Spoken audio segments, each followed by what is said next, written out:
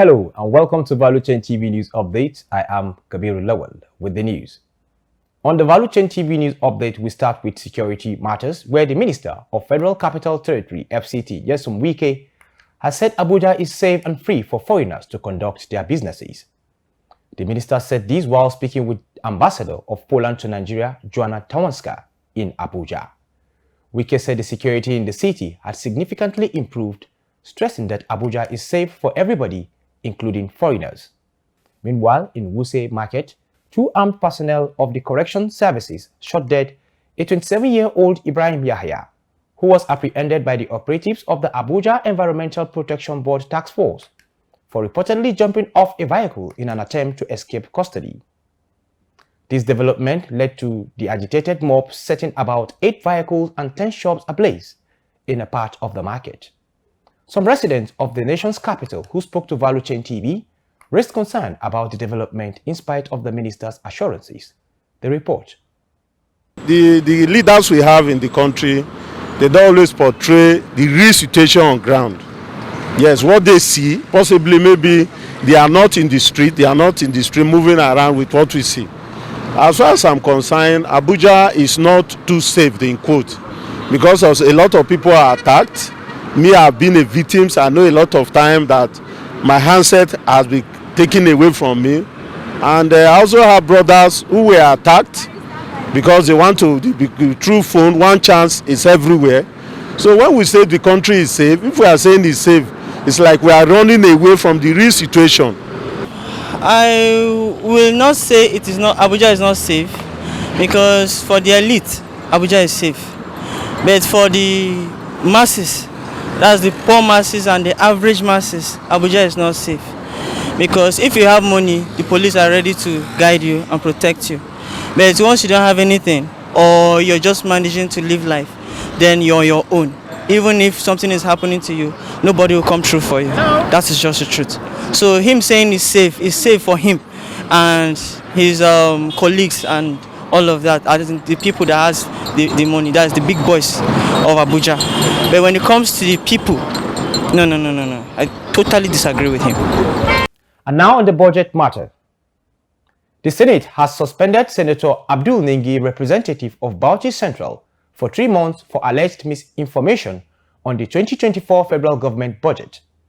It will be recalled that Senator Ningi alleged in his position as the chairman of the Northern Senators Forum (NSF) that President Bola Tinubu is implementing a version of the 2024 budget that is different from what was passed by the National Assembly, and that budgetary allocations for project and social infrastructure were skewed against the North in favor of the South.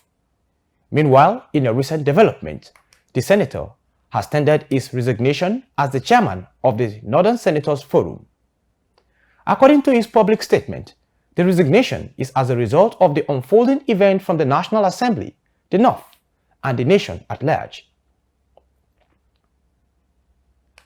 In the meantime, the Executive Secretary of the Nigerian Content Development and Monitoring Board (NCDMB), Engineer Felix Omotola Ogbe, has commended President Bola Tinubu for the 3 presidential executive orders directed at the Nigerian oil and gas industry. Chat Moses completes the report. Ogbe, who was speaking at the Nigerian Content Tower in Yenegua, Bayelsa State, stated that the policy directives had reinforced the implementation of the Nigerian Oil and Gas Industry Content Development Act and codified the service level agreement.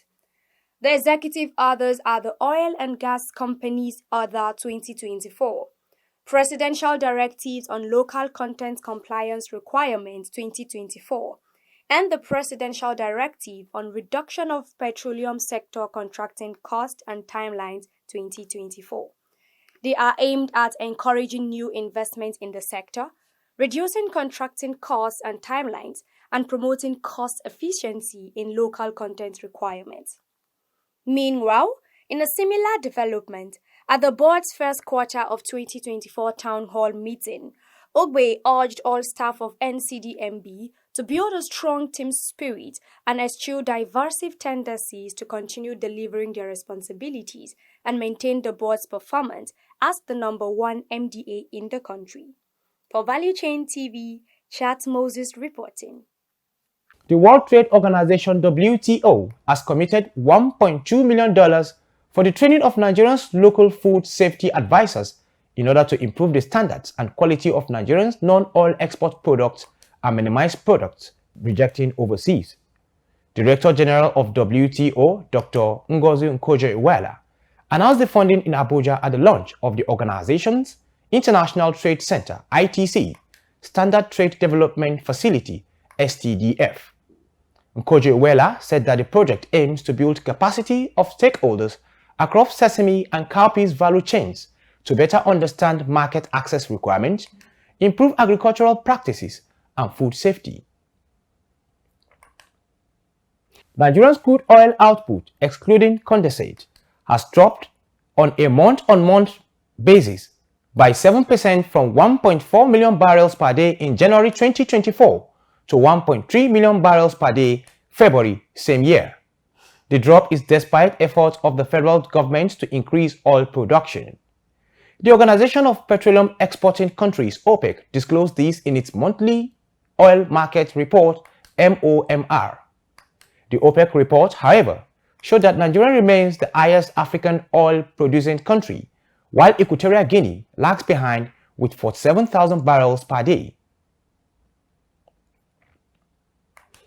In the meantime, President Bola Tinubu has approved the appointment of Dr. Dayo Moboriola to serve as the Director General of the Nigerian Maritime Administration and Safety Agency (NIMASA) for a renewable term of 4 years.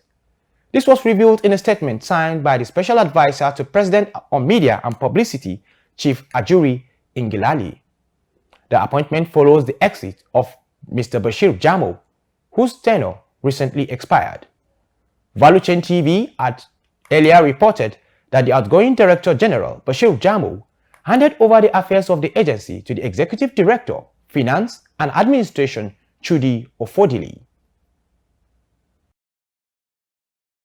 President Bola Tinubu has instructed the immediate reopening of Nigeria's land and air borders with the Republic of Niger. This directive, following the decisions of the ECOWAS Authority of Head of State and Government, includes lifting economic sanctions against Niger, Mali, Burkina Faso, and Guinea, was disclosed at the ECOWAS Authority of Heads of State and Government at its extraordinary summit in Abuja.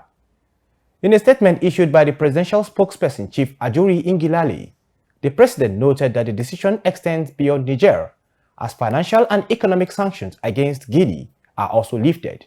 It acknowledged that the actions mark a step towards regional reconciliation and cooperation, aiming to restore stability, prosperity across ECOWAS member states. The federal government has postponed the launch of the Nigerian Students' Loan Scheme indefinitely. Executive Secretary of the Nigerian Education Loan Fund, Akintunde Sawyer, who disclosed this during an interview with journalists, said that the loan scheme was postponed due to some corrections that were being made around the launch. The indefinite suspension is coming barely 42 hours before the launch.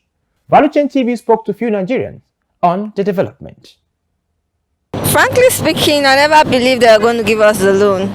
You know, Nigeria with their promise and fail. There was no hope. We were not trusting them on that.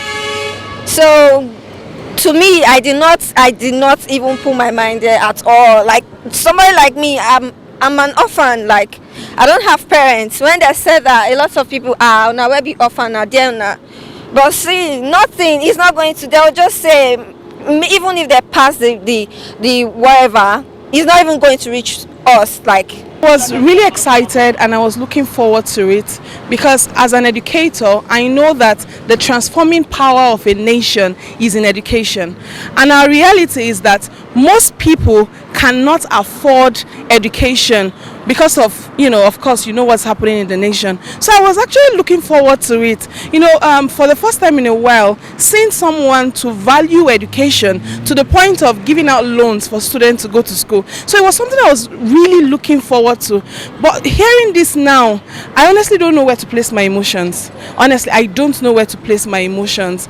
If we want to change the nation, we need to look at a sustainable way to change the nation.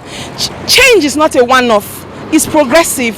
And what is the real agent of change is education. So I feel that priority should be placed on education when it comes to policy beyond just the loan. I'm someone that I have never believed in this current government and never will, because they are full of propagandas. So they say something else and they do something else. So they're all about themselves. So if they are suspending the loan, that's not the first time they're suspending whatever they've ever said before. So it's a total badadash. That ends the Value Chain TV News Update. I am Kabir Lawal. Thanks for watching.